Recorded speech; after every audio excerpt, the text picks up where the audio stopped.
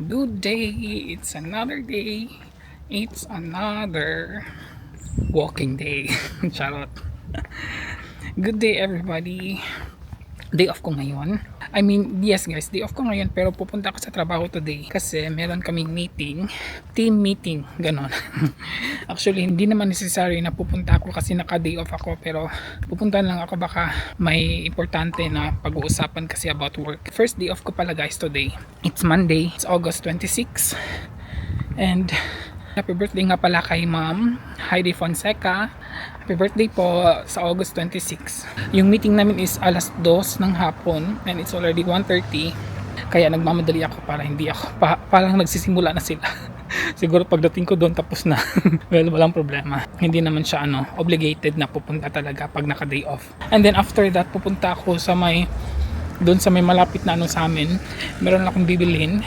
And nga din pala guys, sa September 1, birthday nga pala sa anak ni Ma'am Marilyn Aramay na si John Marlo Aramay. Happy 27th birthday po.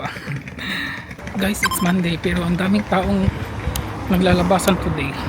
Siya, sunny pero mahangin guys at saka hindi siya mainit. Magandang panahon. Kaya madaming taong naglalabasan today sa kanilang mga lungga. Nasa bahay na si RC. Everybody. Ang init. Siya guys? Mainit na fresh na mahangin. I don't know. Magfa 5 PM na guys. Medyo natagalan ako sa aming meeting. Okay lang naman kasi bayad naman.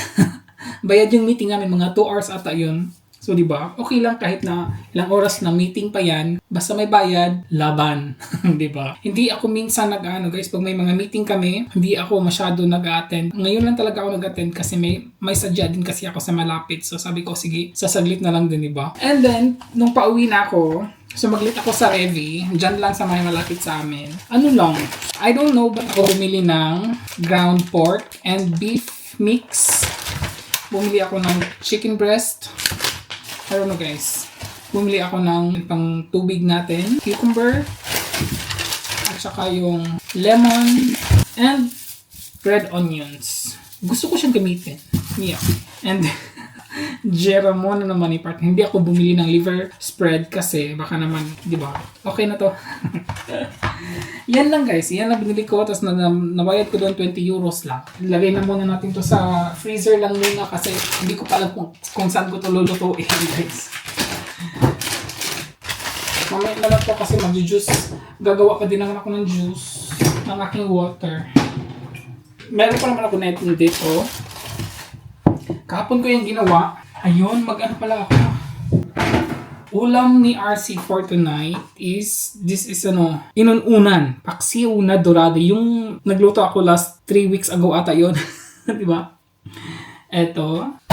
Ulam ko yan mamayang gabi. Kasi hindi ako magluluto today. Bukas na siguro guys kasi may day off pa ako bukas. And then, mag-iisip ako kung anong lulutuin ko for tomorrow kasi 2 days lang day off ko. Yun. And guys, kaya din pala ako pumunta talaga dun sa trabaho kasi si Kitcha, yung katrabaho ko na Thailander, kilala niyo si Kitcha, di ba? Nagpapaano siya sa akin. Well guys, nag-i-endorse na ako ng product. Charot. Nag-i-endorse na ako ng product. Charot. Eto, yung ini-endorse ko daw. Yung ini-endorse ko daw. Eto daw. Yan. Perfume, guys. So, I am now an endorser. Charot. Well, mag-order ako. Mag-order ako sa kanya. Kasi alam niya na mahilig ako sa perfume. Sa boyfriend niya to. Sabi ni Kitch, kung may magustuhan ako na perfume, order lang daw ako. Well, wait lang guys. Pumunta din pala ako doon sa may malapit sa trabaho namin kasi naghanap ako nito. Sa La Roche. Sa La Roche-Posay. Sa La Roche-Posay. Ano na siya? Yun naman na meron akong face cream, yung CeraVe. Ito, ginagamit ko din siya sometimes. Nagustuhan ko din kasi to. Yun, ito lang binili ko doon. Naglakad-lakad pa ako. Nabibili kasi siya sa pharmacy. So, wala siya sa DM, wala siya sa Mueller. Meron naman, pero wala sila na ganito. So, yun. Ang sabi ni Kitcha dito, pag mag-order daw ako, may email dito. Ito siya guys, oh. Yan.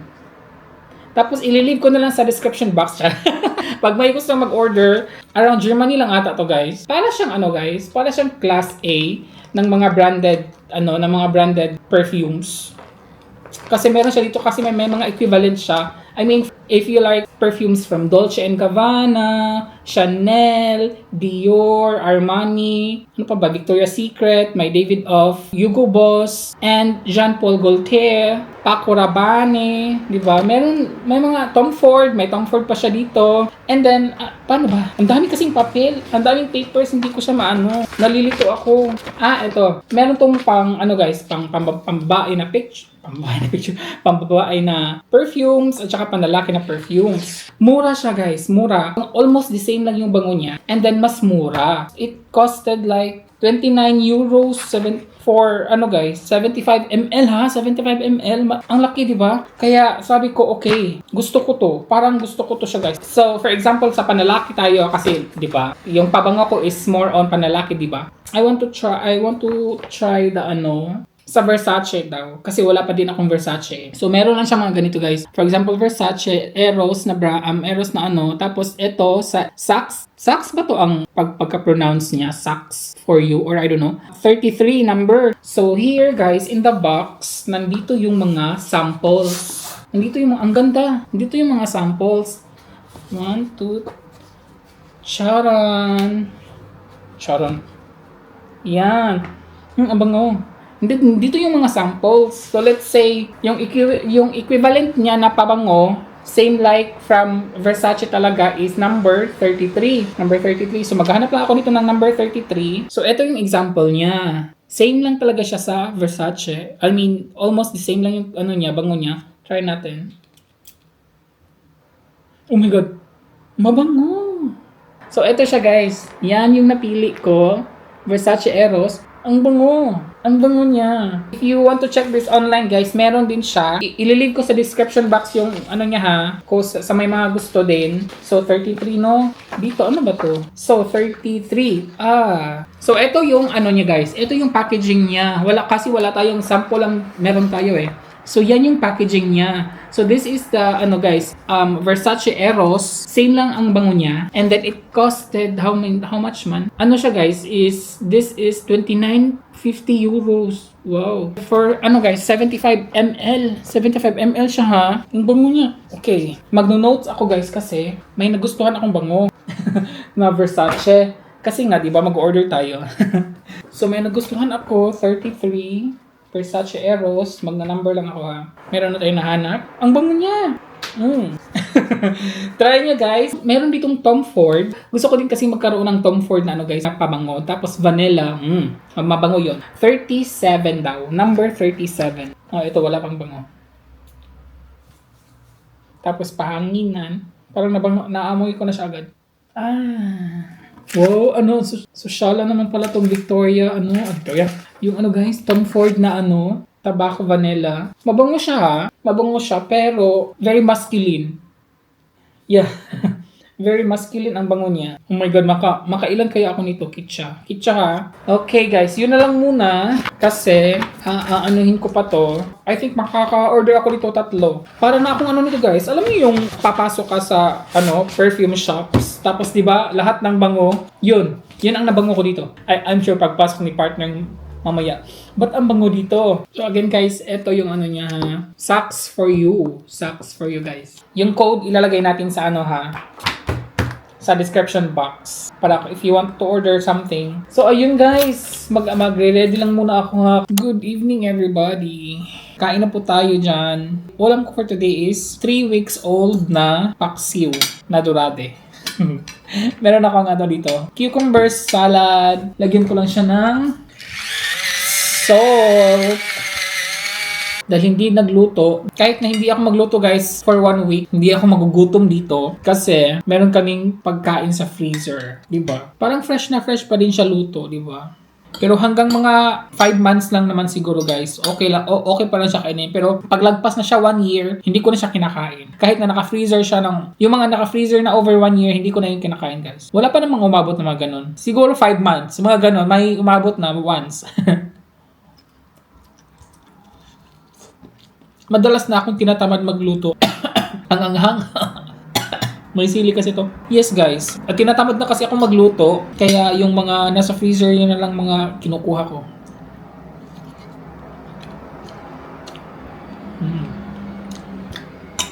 Kain po.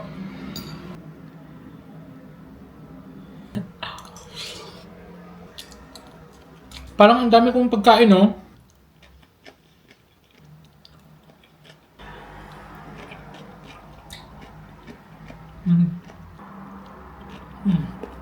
Before ako mag-order ng perfume, magpapadala muna ako sa Pinas. Titingnan ko kung magkano yung tira sa akin. Yun ang ipang-order natin sa ano guys, perfume. 'Di ba?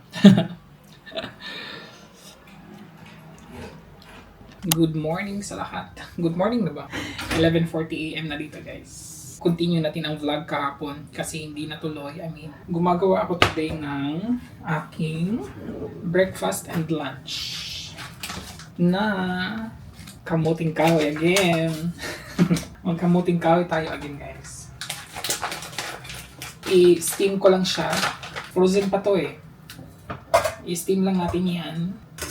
So, mga about 15 minutes siguro. Hindi ako magluluto kasi meron ako mga freezer things. Freezer foods. Kailangan ko siyang kakainin na kasi baka over 1 month na siya. So, yun. Yan ang nakaganda guys pag meron kang ano. Kasi pag tamad na tamad ka talagang magluto, easy ka lang magkuha sa freezer and then iinitin. Magluluto ka na lang ng rice. Yun lang kadali. I mean guys, meron palang nagtatanong no, si Ma'am Juliet Martinez. Nagtatanong siya, bakit ako marunong magluto? Nag-aaral ba ako? I've mentioned this guys last year I think na mention ko na I mean nakapagtapos po ako ng pag-aaral dyan sa Cebu 4 years Bachelor of Science in Hotel and Restaurant Management. Charot. So yun po sa University of Cebu. Usinians, sa mga Usinians dyan, charot. Hindi po siya, I mean, yes of course, may mga subjects kami na pagluluto kasi may Asian cuisine kami na subject before. So always kami luto ng luto every time may klase kami. And then, I mean, before pa naman ako nag-enroll ng HRM, marunong na talaga ako po magluto. Nung bata pa po ako. So, I mean, nasa po yan eh, di ba? Kung marunong ka po magluto, edi marunong ka po talaga magluto. Ganun po eh. Kasi may mga tao talagang, kahit na nakapagtapos ng HRM, or any course, or mga culinary courses, hindi pa rin marunong magluto. Kasi, di ba? Nasa, yan, ability, talent, mga ganun po. Hindi po sa pero I think it's the way it is. Charot, no? Kung marunong ka magluto kahit na walang nagturo sa'yo or yung papa ko before, nung bata pa po ako, kasi nung hindi na po nakapagtrabaho yung papa ko, siya na po ang tagapagluto sa amin. Tapos yung mama ko ang naghahanap ng pangkain namin. So, papa ko nagluluto before. Every time po nagluluto siya, tumitingin po ako. And then there was a time, hindi ko to makalimutan. Hindi to alam ng mga kapatid ko or mama ko. May sinabi siya sa akin madali lang daw magluto. Pag alam mo lang kung ano yung mga ingredients, tapos kung alam mo lang kung ano yung una na lulutuin sa mga ingredients na yun, basic na steps sa pagluluto is pag magpiprito, pag meron siyang onions and garlic, yun ang uuna talaga. Yun talagang una. Yun ang ng papa ko. And then the rest, ikaw na ang magde-decide kung ano ang iuuna mo at saka ilalast mo. I mean, after nung onions and garlic na napiprito. Yun lang ng papa ko. And then after that, hindi ko yung makalimutan. I mean, pero yun po, sa mga hindi po nakakaalam. And then after that, nasa utak ko na siya na ganon. Pag may something na ingredients na ipiprito, una talaga is onions and garlic. Yun po. I mean, mantika of course. Pag mainit na, onions and garlic. And then the rest, pag may meat, then meat and next. And then, ikaw na lahat bahala kung ano ang na gusto mo or yun nga po. So, thank you po, Ma'am Juliet Martinez for the question. Meron pa tayong isa-shoutout guys, pero mamaya na kasi tatapusin ko lang tong ang aking lunch kasi si partner magbe-bread lang siya, hindi din siya kasi kahapon na bumili nga tayo ng cheese niya, yun lang kakainin niya. Meron naman siyang mga tomatoes dito, so yun ang partner lang niya. Chika tayo later pag naluto na yung aking kamuting kahoy. Luto na ang ating, oh my god, kamuting kahoy everybody with guys, ginamos na may pinakurat at naasad tayo brown sugar. My god, look at this oil everybody. Unahin natin yung guys. Unahin natin yung sa ginamos. Kamuting kahoy. Nauntag kamuting kahoy. Paniod to. Paniod to ni RC kamuting kahoy.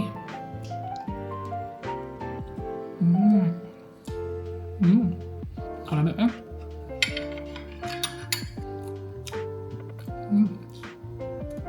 Lamis pinakurat. You want to eat?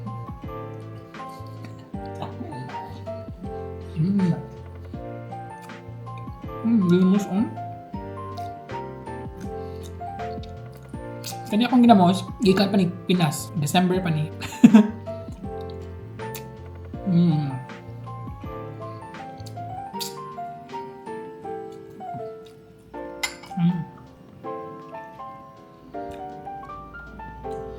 And yung brown sugar na pod. Diba?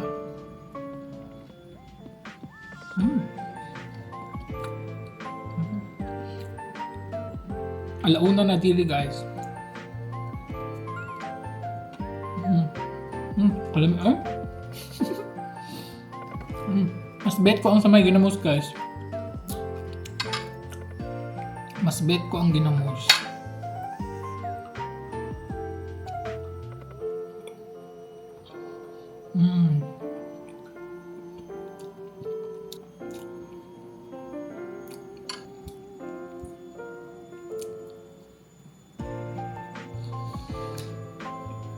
Pulya-buyag.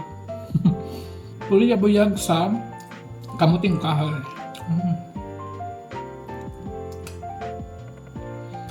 Tanaw ko doon na, diba? Pulya-buyag kayong kamuting kahoy kay nga no, nagbisaya dyan. Nagbisaya ta guys kay kamuting kahoy man, diba?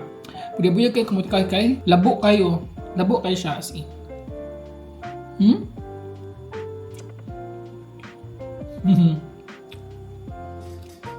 Let's try. What is it? Cassava. You try this one? I've tried it. No. Tastes With like sugar. nothing. Yeah. You want with fish? No, I thought you had fish. Yeah, happy. Yeah. Oh. Just have a sugar. Yeah, oh. Abani zusammen. Ah, okay. Akala niya, hinalo ko yung sugar sa ginamos. Kaya na-shock siya guys.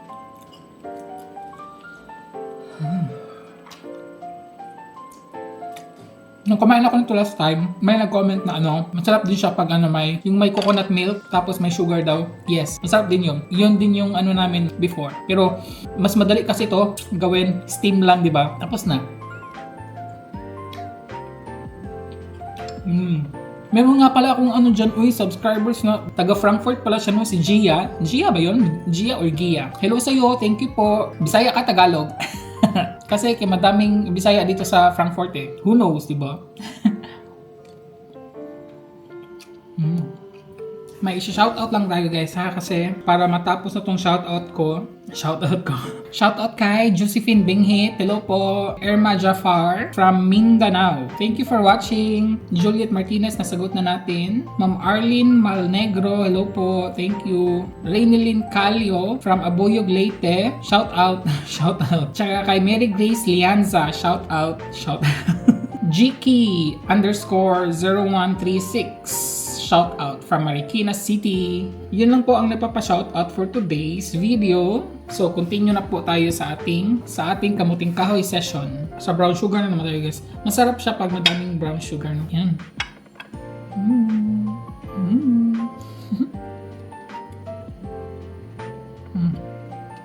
Mas masarap pa talaga pag guys, pag ginamos.